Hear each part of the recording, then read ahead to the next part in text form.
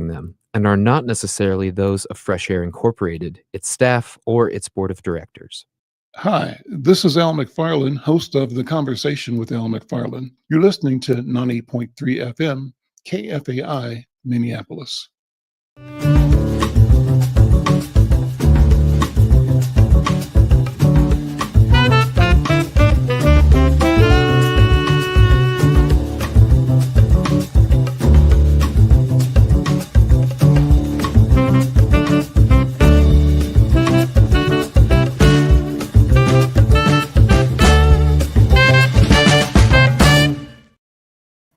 I'm Al McFarland. Welcome to The Conversation with Al McFarland. I'm glad to be here and glad to have you along as well. It's Thanksgiving week, and I think we all have things to be thankful for. I think a lot of us are anxious about the way of the economy and all of the news in the country. But beneath that, we are all grateful for the ability to sort of unplug and sit back and assess and value the loved ones in our lives, the successes we've had, and the visions we have for building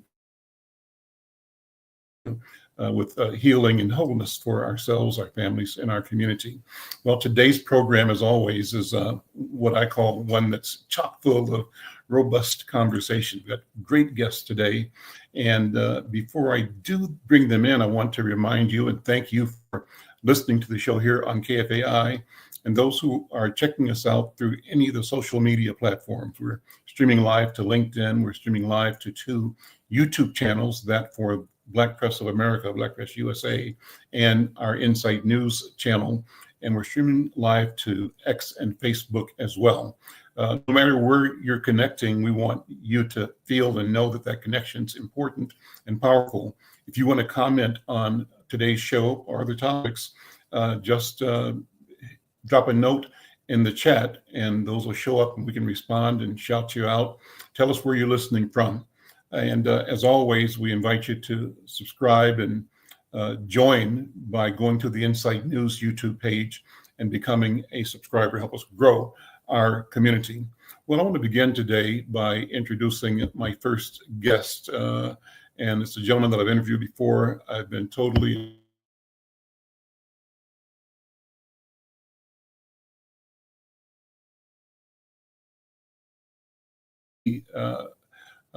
First Independence and CEO. First Independence Bank, as you recall, is a Detroit-based financial institution that in the past couple of years, 3 years maybe, opened branches here in Twin Cities, Minnesota. And what a wonderful thing to see this bank establish, as a Black-owned business, establish a presence in the Twin Cities, and to do that in a way that was collaborative of all the other banking institutions in the Twin Cities. So it's really a good story. Well, now Chairman Kelly, as he's called, has been named the 2025 chair of the American Bankers Association. So we're pleased to have him on today to talk about his recent achievements, his professional journey. You know, we want to learn about what and who is and what is the American Bankers Association, and what kind of leadership insights, trends, and challenges in the industry, visions for his future and his tenure, his thoughts about community involvement, and the impacts of recent developments in the financial sector on consumers. So, Chairman, good afternoon. Welcome to The Conversation with Al McFarland. How you doing? Hey, Al, great to be with you and great to see you again. Thanks for having me. Likewise, great to see you. Let's do a one-on-one. I want to just appreciate the importance of First Independence Bank for those of us here in Minnesota, but tell the story about how you came to establish branches here in Minnesota and give the background on First Independence Bank. Sure, certainly, Al. Well, I will tell you, it's an honor to be here with you. Let me say a couple of things before I get into that aspect of the story, Al. As you just mentioned, I'm currently the chair of the American Bankers Association. It's the largest banking association of financial institutions in the country. And so we are very grateful to be sitting in this seat, but it's also directly related to having community advocates like you, Al, and being sure that when we move to a new community like we did into Minneapolis, that we are supported by leadership and people see us as really a conduit to the communities. And so I just want to say thank you for what you do and how you've done that. You know, at First Independence Bank, our mission has always been clear: to be a trusted partner to the communities. We came with that in mind 3 years ago, 3.5 years ago, technically, when we moved into the Minneapolis market after the murder of George Floyd. And I would tell you, I think all of us can agree, banking is ultimately about trust and relationships. And that has been really a gap that we have seen in communities of color, specifically communities of African-American ethnicity. And so our bank, which started now 55 years ago in Detroit, was created in that premise of being that connective tissue, of creating financial trust in a community of color in the midst of the 1967 Detroit riots. So our footing, our grounding has been instrumental into us being successful over the last 55 years. And it was very consistent when the 5 major banks there in the Minneapolis market asked us to consider moving into Minneapolis. Our founding was very consistent. It was police brutality that led us to our founding in Detroit. Similarly, after George Floyd's murder, it was those 5 banks who saw us as a needed instrument in the Minneapolis market. And Al, you have been one of those great advocates of ours, and I'm so grateful to have you as one of our advocates there in that marketplace. So again, thank you for having us today. Well, thank you again for being here. And to our listeners, if you have a question or comment of Chairman Kelly, I'd love to have your comment. Just whichever social media platform you're on, drop a note in the comment section and we'll try to bring that question forward. And so your background, your own personal background, you came into the bank, I think you were in the accounting business.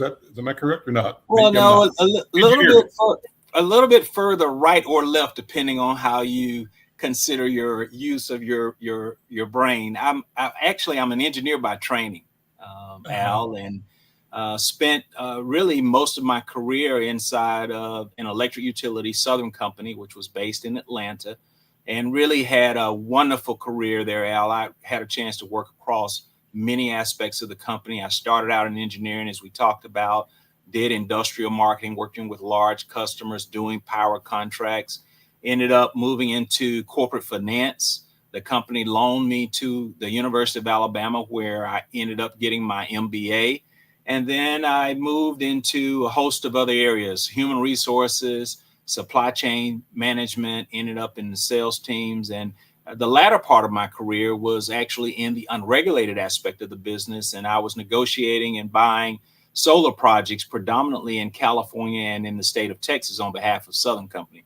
So I had a pretty broad career. And to your point of getting into banking, a cousin of mine actually bought this bank 45 years ago. And unfortunately, we lost him in 2014, where he ran the bank successfully for 34 years. And I was asked to come in and sit and listen and participate. And at the time, the interim chairman said, "You need to be sitting in this seat," based on the questions that we were asking. And so that's a long story to how we got here today. And we've gotten in being serious about communities and how to serve. And that led us to leadership in the National Bankers Association and ultimately into the American Bankers Association.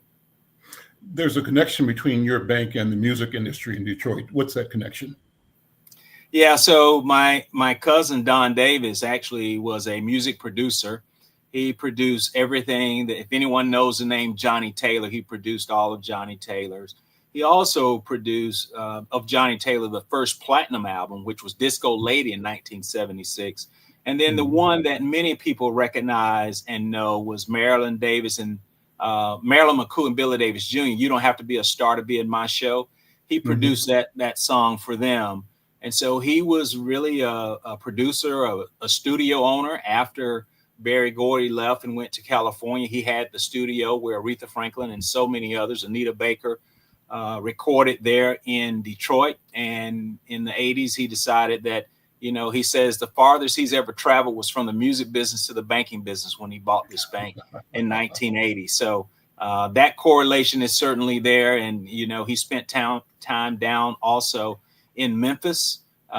Many people probably remember the label, if you're of a certain age, Stax.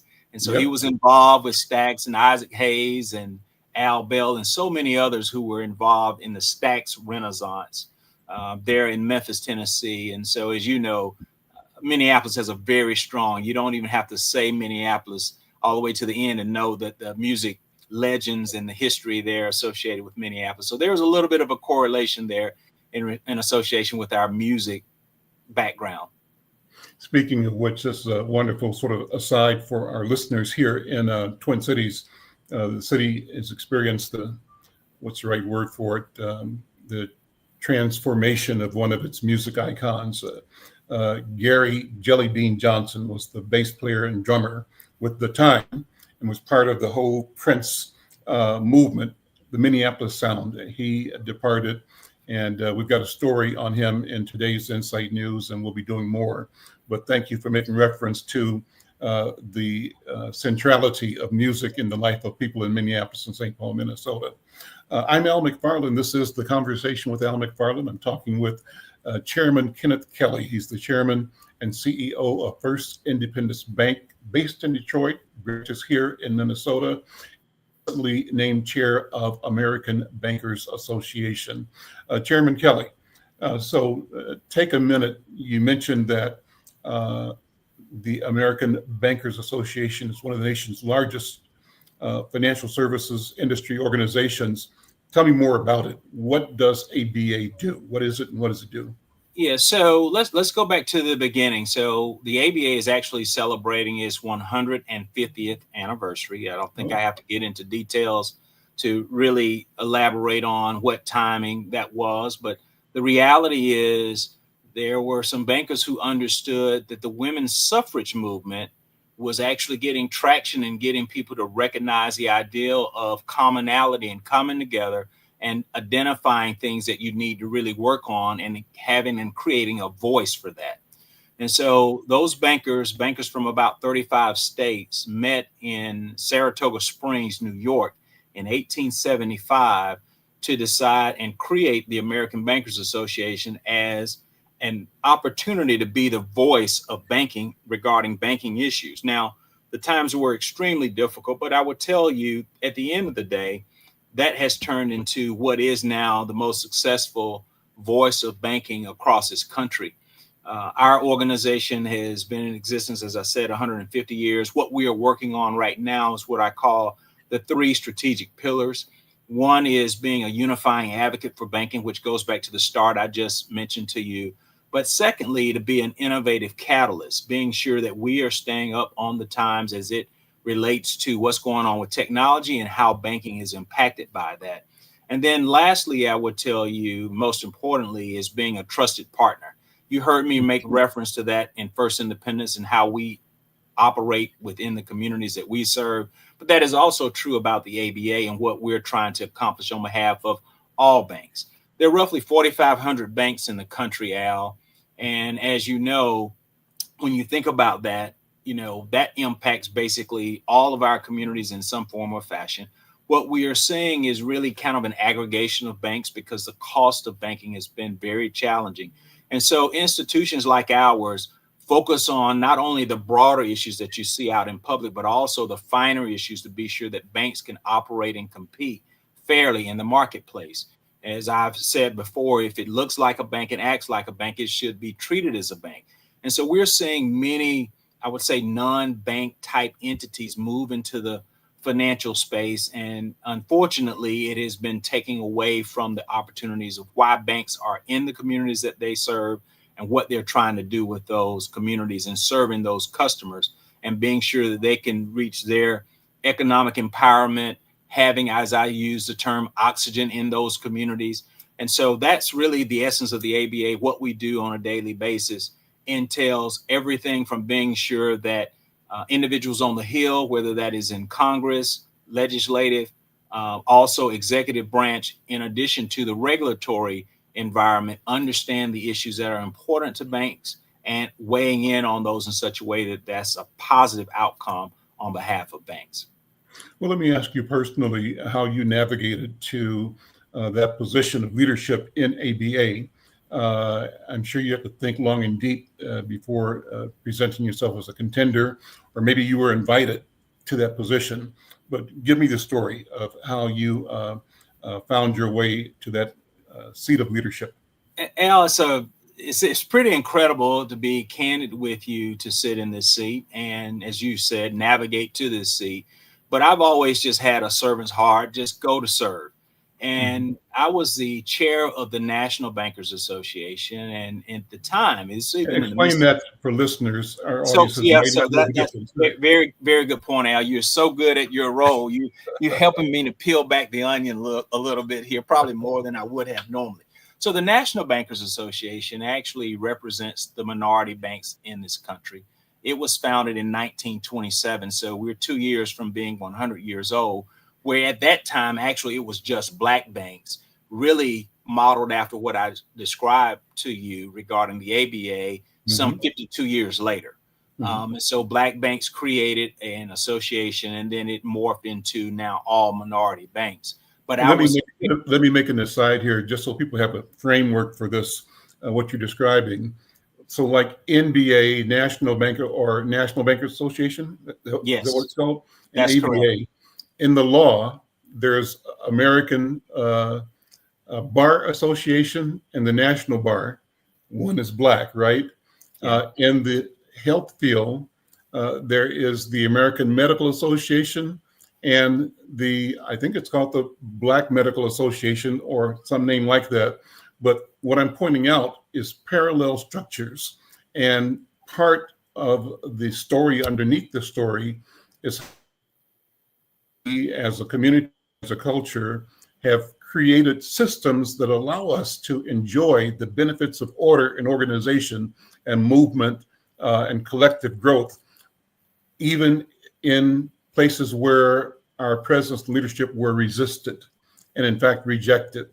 And what we have done as a culture and community is play the long game, and we keep winning. And I think your leadership is a signal and a sign of that ongoing commitment to lead by service. Is that a fair statement? No, that's spot on, right on target. As you know, even as we think about education, the university I went to, my parents couldn't go to, nor could my grandparents. And so you're exactly right. There was a parallel structure there. But to your point, service has been, if you think about Dr. King, service has been really, leadership through service has been an avenue to really get to that more perfect union, is a way that I would describe it. And so to your point, let me go back to the story you'd ask about, which was I was the chair of the National Bankers Association. And at the time, we were working on some things together with the American Bankers Association. In fact, we ended up striking a deal and writing together an MOU, a memorandum of understanding, where it was really beneficial to both organizations, but certainly probably more so to the National Bankers Association. From that, my leadership was seen worthy enough to be asked to join the board of the American Bankers Association. And at the time, I was the only African-American on the board and served, and really came to really having a very great relationship with a mentor who ended up becoming the chair of the association.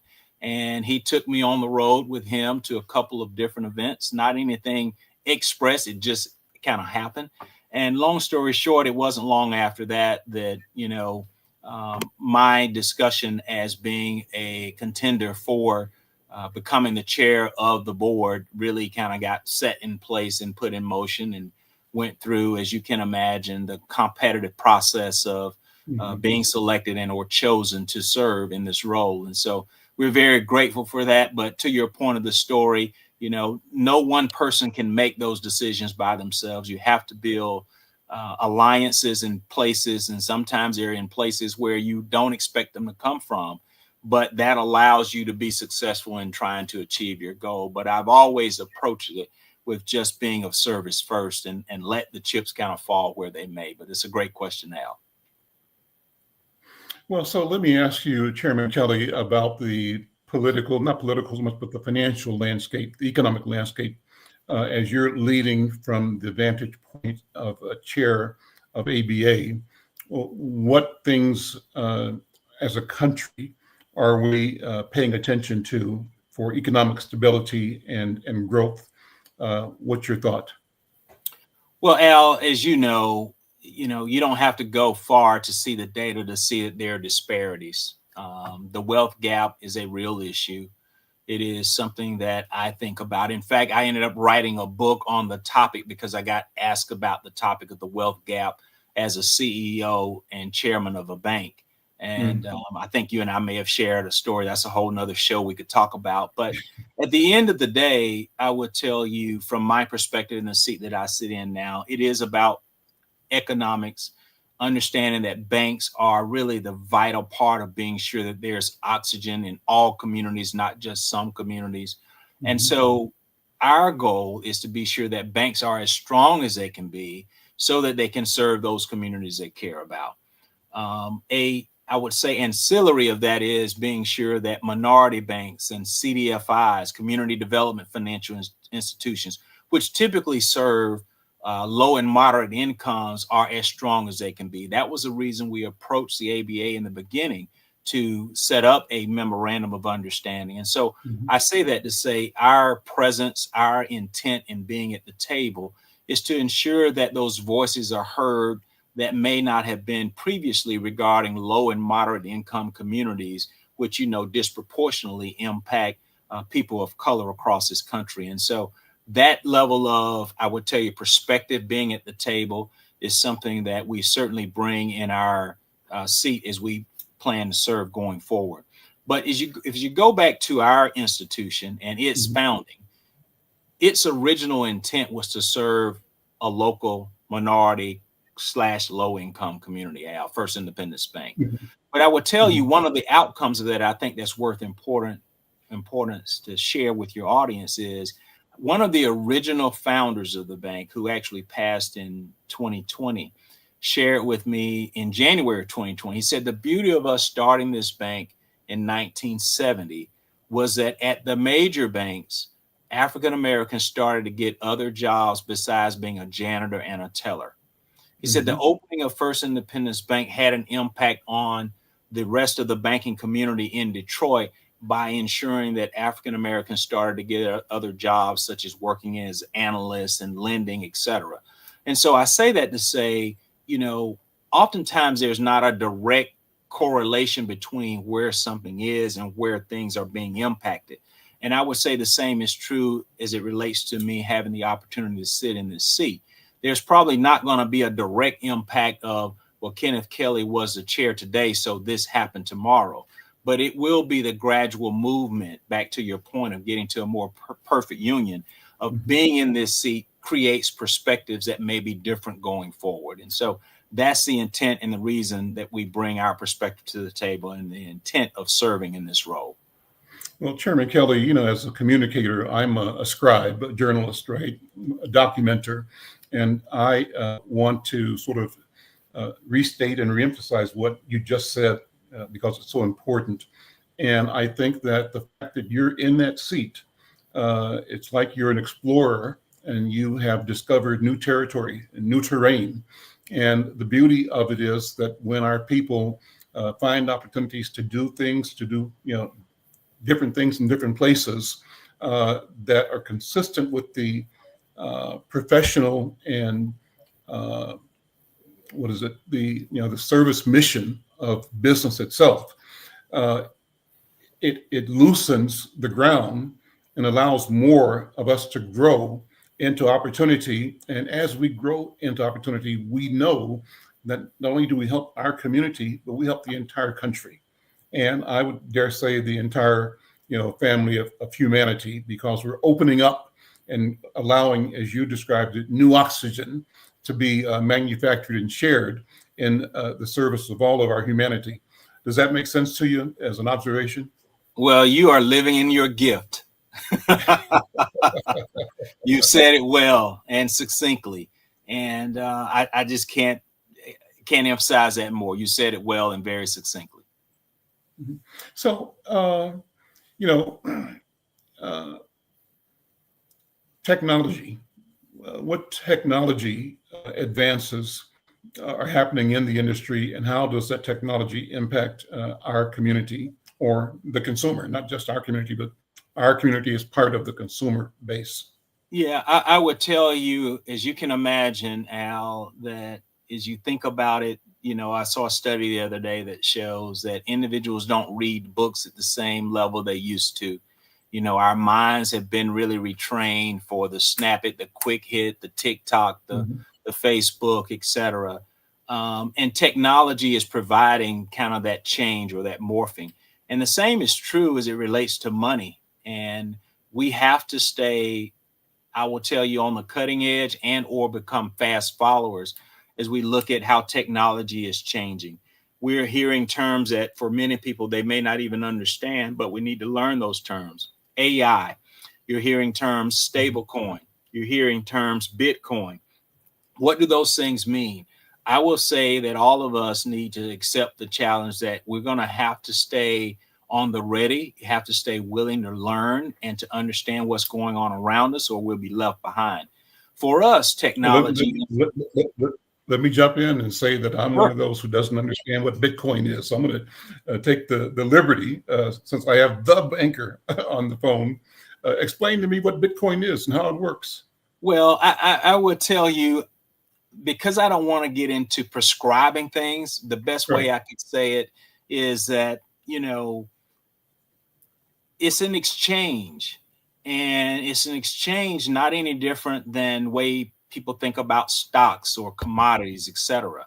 And the intent Mhm. is you hope if you buy into that exchange it will go up just like you would with the stock or any other commodity.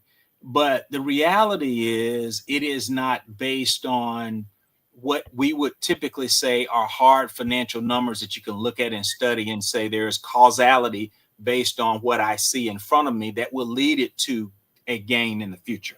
And so, from that perspective, I Mhm. think it creates risk for many individuals because they hear about it and think they need to do it, but don't understand it.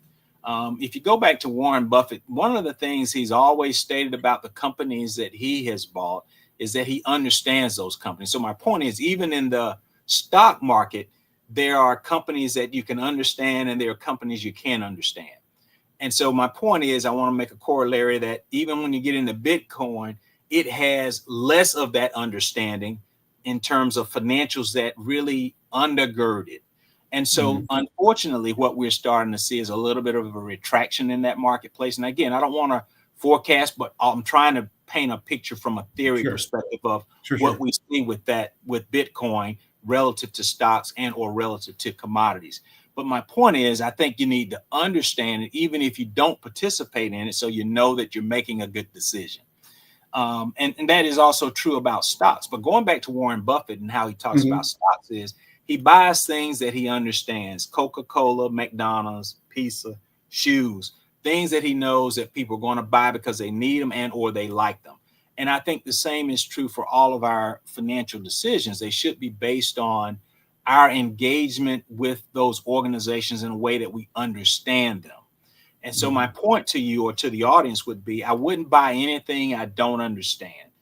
But that doesn't mean I don't want to learn about it. And I'm going to leave it at that. I won't go any further than that because I don't Sure, want to come across as trying to sway someone to make a sure. decision that they shouldn't be or should be making in that regard. But my point is, at the end of the day, technology is moving at such a pace that if you put your head in the sand, you will get left behind intentionally Mhm. or unintentionally. Inside of First Independence, I'll tell you, we're trying to tackle that even as part of an institution and how we engage with our customers. Our intent is to keep our customers at the center of the circle of life. But when our customers want immediate demands, we want to be able to respond immediately or as fast as we can. And my point is, technology is driving that change, not only inside of our bank, but really across banking, because customers now have a different demand regarding how they want to be served going forward. And so our focus has become really how do we ensure that we are meeting the customers where they want to be met as it relates to technology. Listen, we're almost at the close of this part of the interview. I wanted to ask if there's any special advice or directions that you would leave for our listeners and viewers about the general economic environment. I think that I mentioned at the beginning there's a certain amount of uncertainty right now, And I don't want to ask you to be a crystal ball gazer, but what practical things can ordinary people do to make sure that they are on top of their life, even in moments of uncertainty? What do you think? Yeah, I would tell you these are going to be very basic principles. Be sure that your income is greater than your outcome, if you had to say it, or in the way that my friend John Hope Bryant would say it. You don't want to have too much end of the month at the end of your money, so to speak. And those are very basic principles. And I know it sounds kind of coy and maybe even corny for some, but at the end of the day, the gesture that I'm making is manage what you can control. Don't try to manage things that we don't control. I would tell you, to your point, there is quite a bit amount of uncertainty. And guess what? We're going to have to learn to live with that. And it appears to be that that's going to be the case for a period of time. So the way that we're going to manage that is try to maintain what's going on in our sphere of influence, in our circle of influence, the best we can in the environment. Doesn't mean we're not trying to look around the corner and understand what may be coming or what has been lost. But at the end of the day, let's just try to focus on what we can control inside of our circle of influence. And that will be my advice to your audience, knowing that they are as savvy as they are. Well, listen, thank you so much for this time to visit with you. We'll do it again in the future. Let me ask you to hang out. Got more guests here. Introduce you to them before the show, but to the degree that you're able to spend some more time with us, please do. I'd love to do that. Thank you. Todd Western III and Marcus Carpenter, you guys coming in. Todd is a co-founder of the Iowa Farmers of Cover, and Marcus Carpenter is the founder of Route One. Todd, Marcus, guys, welcome to the conversation with Al McFarland. I am fascinated with the idea of meeting a brother that's a farmer is just like meeting a brother that's the president of a bank. It's a wonderful thing. So I was glad to meet you and to learn, Todd, about you and your family being farmers, and that you're working now to collectively advance, your family and sector of business. Todd, welcome. Talk about the Iowa Farmers of Cover, first of all, and you can introduce Marcus and tell me how you guys are working together to bring better outcomes for your industry. Thank you so much. I appreciate it. Thank you so much. So much. Before you do, you told me that you were at Minneapolis when First Independence. So tell that story. So in addition to farming and the 18 other jobs I have, I also have a rental business where I had some rental houses. And so what I would do is when First Independence first came to Minneapolis, what I did was I funneled all of our business from the rental business to First Independence when they first opened up. So I was there on the first day with the balloons and the cake and ice cream and all that good stuff. And so we put all our money in from that particular business in the First Independence Bank. And like with any business, you have issues, startup issues, whatever. And so we're just figuring a way out. And so, like I said, I've been with us day one, and we had a little customer service issue. And my good buddy Damon Jenkins, president of the bank. Yeah. So what happened was I was dealing with the teller and some other people, and we just couldn't figure out certain things with my accounting stuff. And then he had heard the conversation, and he came out from around the corner, and he said, "I got it. Let me work with him, because obviously he's been dealing with this for a minute. Let me deal with him." So I was really impressed with, he's the big shot, right? So he came from behind the desk and walked me through my issue, and I'm still with them, and my issue was resolved right there on the spot. So customer service is key for me, because I was born in 1966. So all I know is customer service, right? So you can have all the titles you want to until you don't need to have, and you need to get down, pull the sleeves up, and help people. And so that's why I'm really impressed with First Independence Bank. That's great. Chairman Kelly, what's a customer like Todd Western mean for your bank and for bank? Well, it's the essence of what we, subscribe to try to do and provide every day. We talk about it, the customers at the center of the circle of life. That is not just a slogan. It is really a business strategy for us. And to hear Todd describe how he was taken care of by Damon Jenkins, our leader there in the Minneapolis market, I mean, to be candid, it's fulfilling in my heart, because that's our mission every day, to make life easier for entrepreneurs, be sure that they can take care and provide for their families, and hopefully create a resource so that we could always be there to be of service. That's awesome. Todd, go ahead. Thank you for that. Talk about your farming story. So real quick. So I'm a sixth generation farmer from Iowa. I currently live here in Minnesota, but I go back and forth and do the farming. So I'm sixth generation farmer. Farm was established in 1864. We've been farming it now 161 years. And we grow corn and soybeans over 200 acres. We have nothing but John Deere. My father was the first black John Deere.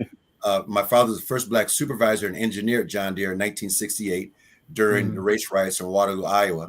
And so we have a farm. We have two farms, one farm in Waterloo, one farm in New Sharon. And during those race riots we had in Waterloo, he was the first black supervisor to come out of that, much like a lot of opportunities came out of the George Floyd situation. So he became the first black supervisor. And so everything was going well. And like him, he had 18 jobs too, one of which was running Chicago Marathon in addition to farming and watching my mom sing opera in New York and all this good stuff. And so he would do his work until about 9 p.m. at night, and then he'd go to the track and run around track and train. And he did that for 13 marathons. And on the 13th marathon, which is how I got here, I want to give the context, how I got to Iowa Farmers of Color. That 2008, he went out as usual at 9 o'clock to run the track. At 1 o'clock in the morning, he was nowhere to be found. We got that dreaded call at the dreaded knock at the door at 7 a.m. that my father was killed in a bicycle accident. So 2008 changed my life forever. And so at that point, me being the oldest, boom, here you go. Here's the farm. And so, I was supposed to come back to later on. And so me, my mom, my brother, and my son, we banded together and we've been farming ever since. My mom came out of retirement and she had just completed her doctorate degree. And so she was in retirement. And so she comes out, she gets us, strong black woman. She gets us. And she was an opera singer, right? Opera singer? Yeah, she's an opera singer. She's a black woman from Chicago, knows nothing about agriculture. She was the first black supervisor. She's the first black cheerleader at Proviso East in Chicago, in Maywood.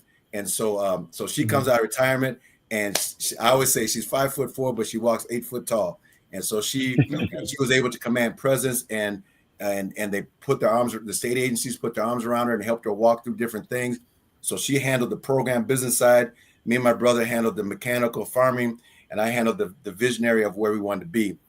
So then fast forward till today, going through that experience, I thought to myself, I started learning the history of our farm and realized we're 161 years old. And I started telling my story, and which then gets me to this point. And I said, well, there's got to be other people that might be going through this or might want to know about farming. So that's why me and a small group of people started the Iowa Farmers of Color back right before COVID. And it just consisted of, just like we are right now on a call, we said, hey, so what are you growing? Oh, I'm growing this. And it was really small. And then I said, no, we gotta make this bigger, right? So then fast forward, here we are with an official logo, official name. We have our third annual conference coming up on December 5th and 6th. And what it does is it aims to, number one, build community amongst all farmers, but specifically farmers of color. Number two, build that information, bridge that information gap between farmers and state agencies, because as we know, that information doesn't always trickle down to us. And I always say, I'm stop saying the word trickle down, because we're not down here, spread out. It doesn't trickle out to us, right? We're farmers just like everybody else. And so the information doesn't trickle out. And thirdly, is ultimately to how can we save money, right? How can we learn about different programs, save money? And then the other thing is talking about legacy. How do we protect our legacy? Because like all of us probably on this call, our family somewhere has a farm somewhere in Mississippi, Alabama, whatever, that may have been lost because there's no plan put together to pass that on. So we make sure that every conference we talk about, you can have it, but is it in writing? Is it in paper? Did you put it together officially? And so we really make sure that, because there's so many stories of black farmers losing their farm because granddaddy never put it in writing. So now he's got 12 kids and they got 12 different ideas what to do with it. So at any rate, so our third annual conference is December 5th. The social night, December 5th, we're going to be showing the film Farming While Black. December 6th is the actual conference. During that conference, we're going to talk about it's for beginning farmers, regular farmers, urban farmers, and row crop farmers like myself. And some of our courses are going to be, if you're new or thinking about farming, how do you start a farm? And then more importantly, how do you use AI to help you start that farm? And then the other thing is talking about, how do you create a succession plan to keep your farm? And then how to set up your farm, whether it's LLC, whether it's S corp. How do you do these types of things? Because so many farms are lost because of that. So that's when the conference is. And even though it says Iowa Farms of Color, we try to incorporate the Midwest, but we started Iowa because obviously I'm from Iowa, and so we have many members, part of the Iowa Farms of Color here in Minnesota. Some of which you might know is Lori James from Solid Roots, and what she does is she puts together women coming out of incarceration, bonds them together with children through agriculture. So now, so we get 20 to 30 acres, build an infrastructure on 20, 30 acres, and using the farm and agriculture as a way to bond them together. The other person we have is Chantel Smith from the Crew Urban Youth Equestrians. We use youth experience for healing and growth through horses, using equestrian for the kids. And then Route 1 with Marcus Carpenter, he's going to talk about his. And then Millicent Cassell, she has Mama's Honey House, and she's a beekeeper, and she uses up in Stanton, and she does transformative power of fungi and ancestral plant traditions. And so we have a myriad and variety of different types of farmers. It's not your traditional farmers that you think of, like myself. But so in a nutshell, that's what Iowa Farms of Color is. And then I'd like to introduce you to Marcus Carpenter, who takes farming. Oh, and I forgot my son, Todd the Fourth. Todd the Fourth with Freedom Farms. He grows microgreens. And he recognized the food desert in North Minneapolis. So he grows microgreens and supplies restaurants downtown with microgreens. And he incorporates youth in helping build that program. And then Marcus Carpenter was Route 1, and I'll let him introduce himself. Hey, Marcus. Hey, and thank you, Todd. Thank you, Mr. Kelly. It is so great to be here. And first of all, I just want to say how much I appreciate the opportunity to be here in your presence, Al. You are a major force and one of the originators in the media industry, specifically for our community, not only here in Minnesota, but across the country. So it is truly an honor to be here with you. But yeah, thank you, Todd, for the invite. Route 1, what we do at Route 1 is we work to increase food access, and that's specifically within underserved communities. And the way that we do that is we support our local farmers who are growing food in those communities. And the reason why we do that, the reason why we're supporting those local farmers, those local producers, is because we believe that if we can help these farmers not only grow a good tomato, but if we can help them grow their business, we can increase food access, we can increase economic development, we can increase health equity, we can increase career and leadership development by teaching our young people how to farm and how to get their hands in the dirt. And then on the flip side of that, we can also decrease the instances of sugar diabetes, of heart disease and chronic liver disease that are affecting our communities. And so that's what we do here at Route 1. Very briefly, I'll give you the history of our family. Much like Todd, I'm a fourth generation farm kid. So my family hails from Tyronza, Arkansas, northeast Arkansas, about 45 minutes northwest of Memphis. And so back in 1914, my great-grandparents bought their first 20 acres of farmland, and they grew that farm to 180 acres by the time my great-grandfather passed in 1936. And my great-grandmother, who was just an angel, never got a chance to meet her, but she had 18 children, all natural, 18 children. And my grandfather was fourth from the bottom. And so they raised all of those children on one half-a-mile country road. And so if you think about what these country roads look like in the Deep South, at the end of that country road, there was a family cemetery that to this day houses about 60 of our ancestors. There used to be a church before it was burnt down during the civil rights era. But the name of that old country road is called Route 1. And so when we decided to name our organization and what we were going to do, we named it Route 1 because it has a special place in our heart. Route 1 for me and our family was the place where I got together with my cousins. You know, we all traveled to the South during school breaks and summer breaks, and we did what farm kids do. You know, we skipped rocks, we shot BB guns, we rode three-wheelers. And so, but most importantly, what we did was we got our hands in the dirt. and we listen to our aunts and our uncles, and we listen to the opportunity to learn about where our food came from and the stories of our ancestors. And so what we truly believe is that if we can continue to get our young people together, to get the folks within our community together, what we can do is we can we can bring forth some of those lessons from Route One, right? Those lessons of hard work, integrity, of love. But most importantly, and I'm sure Ken can relate to this, is how do we grow a profitable farm business?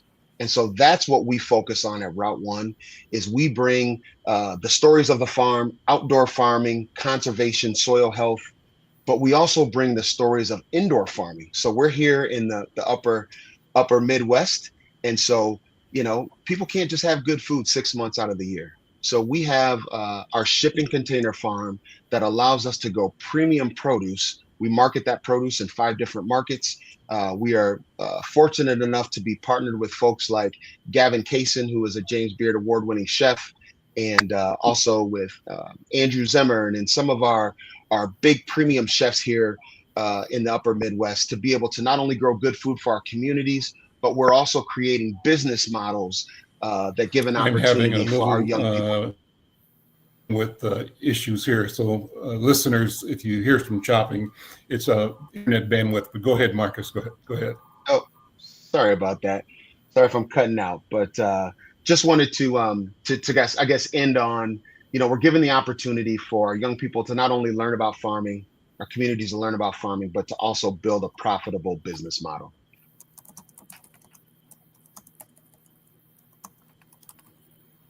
And so what's the national landscape like for farmers in general? I think farmers are crying foul right now because their markets are destabilized by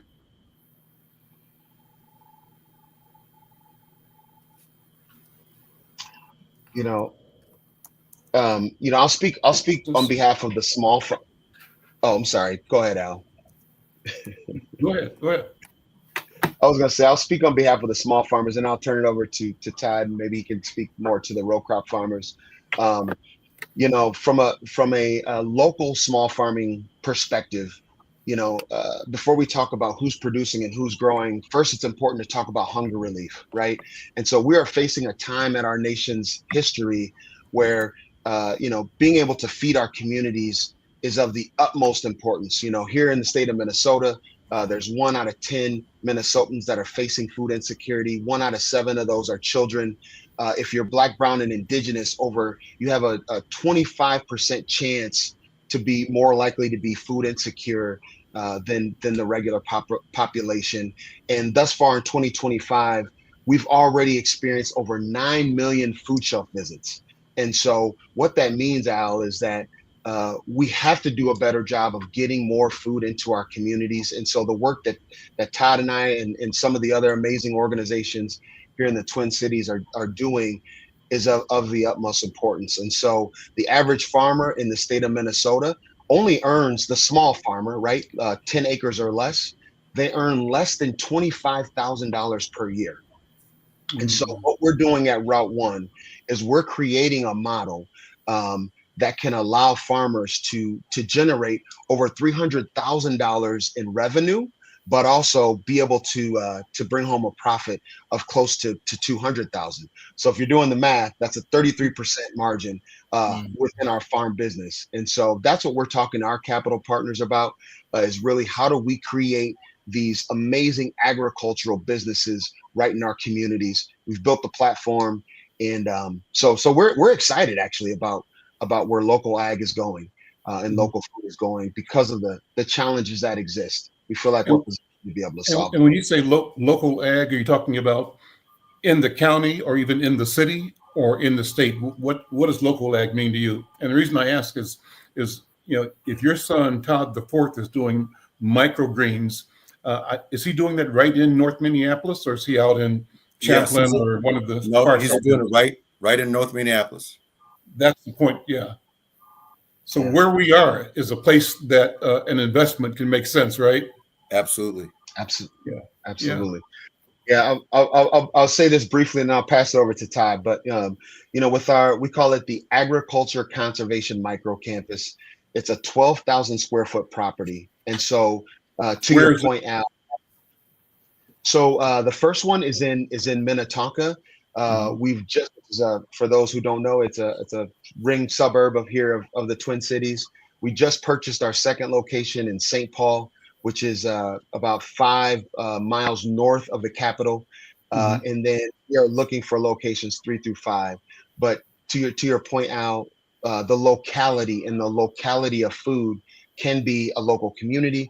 It can also be in rural areas, but also be within those local communities. So it's really I think what we make of it, and when we think about non-local food or big food, what we think about is food that comes in off of a truck, right? And so that's how we make the distinction at Route One. It's all important, but where we focus our effort is how do we continue to focus on growing more farmers in addition to growing more food. So Al, Yeah, can so- I jump? Let me jump in just because it's just a little bit of serendipity here. Week before last, I was speaking to roughly 1,000 agriculture bankers from the stage there in St. Louis, Missouri. And to hear Marcus talk about, the banking aspect of it is just one of those things that I'm saying is serendipity that we are here together today. And so let's be sure we connect, because I while we do not do ag lending, I certainly can be helpful to you and hopefully getting you to and in front of some bankers who do that and understand it. And so I'd love to be sure that we do that. The second thing I want to point out back to serendipity is that I believe it was Todd made reference to passing. When I talked about the book that I wrote, it was about ensuring that African Americans can pass their property in a way that matters, that's impactful. In fact, we lose a tremendous amount of wealth because we don't. In fact, only 3 in 10 Blacks even have a will. That doesn't get into trust or anything others even more sophisticated. So many of us have, let's call it air property on. I got it on both sides of my family. I raised both hands. But the point I'm making is that these are challenges that we are facing as a community together, and we have to figure out how to solve these problems within our communities in a way that we can all be prosperous. So I just wanted to interject that, Al. Thank you.